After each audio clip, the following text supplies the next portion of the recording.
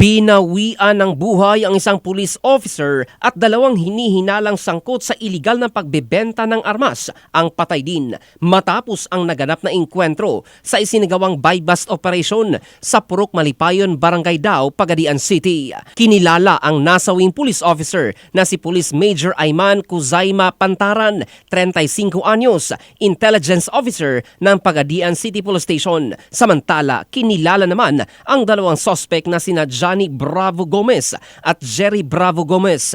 Sa ulat ng Zamboanga del Sur Police Provincial Office, nagsagawa ng operasyon ang mga pulis laban sa mga hinihinalang sangkot sa iligal na pag-iingat at pagbebenta ng mga armas. Sa kasagsagan umano ng transaksyon ay nagpaputok ang mga suspect matapos nilang matuklasang mga law enforcement personnel ang kanilang kausap na nagresulta sa palitan ng putok. Tinamaan ng bala si Pantaran at isinugod sa ospital para sa agarang lunas, ngunit idineklarang patay. Namatay rin ang dalawang suspect dahil sa mga tama ng bala na kanilang tinamo. Samantala, tiniyak naman ng ZSPPO na nananatili ang kanilang commitment na isagawa ang lahat ng operasyon ng kapulisan ng profesional na ayon sa batas at may paggalang sa karapatang pantao at due process.